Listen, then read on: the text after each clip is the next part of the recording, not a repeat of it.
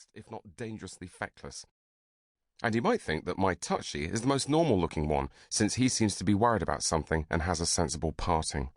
There's really nothing much we can do about this madness of his, except perhaps to muse that a comedy double act where both partners were agreed on what normal looks like would be rather dull. I won't name names. And one where the partners placed normal more than one space apart wouldn't last very long. Heard of Barkman and Holness? I thought not. Perhaps it wouldn't be too mad to apply this humble diagram to the field of political extremism. For example, if we wanted to draw a box that could adequately contain the figure of Adolf Hitler, we would put it to the left of psychotically brittle, and then just draw an angry ink splodge made by a broken nib and call it murderously resentful. But then we wouldn't be able to say that Hitler's madness was off the scale, so let's leave it as it is.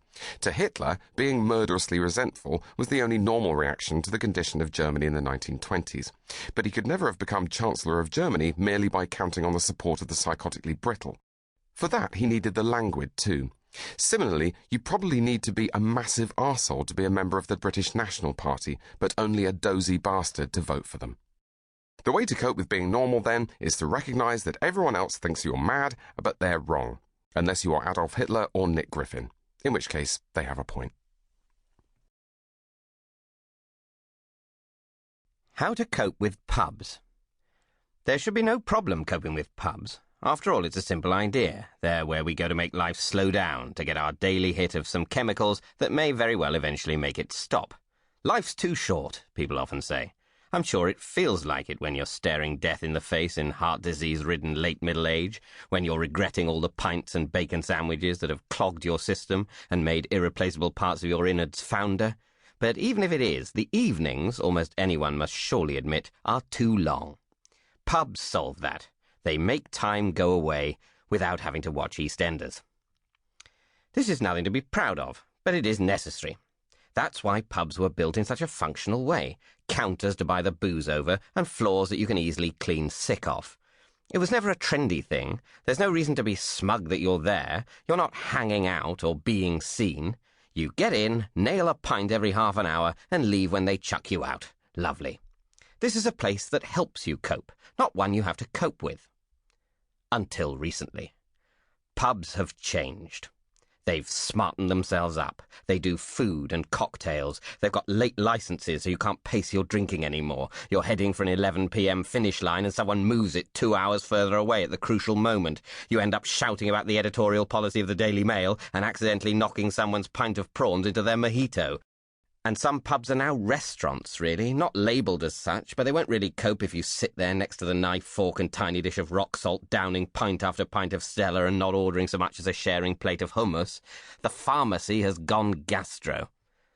The cumulative effect of the thousands of pubs that have changed in this way on the nervous and sober is incalculable. Suddenly, the moment of walking in is a lifestyle choice, like with a hairdresser's or a shoe shop, the very encounters so many of us drink to forget. The stylishness of the menu, furniture, and other customers are all intensely threatening.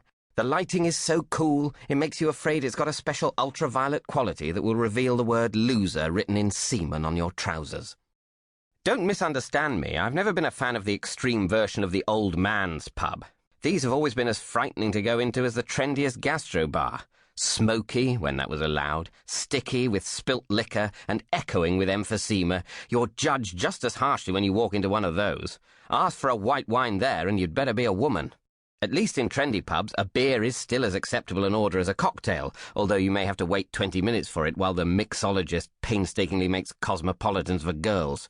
A perfect opportunity to get talking to them, some might say. Not me. I don't go to pubs to meet new people, but to rehearse old opinions with cronies. Going to bars to meet girls is what Americans do. American men and American lesbians. Amesbians. It seems to make them very happy. That's another reason I need a drink.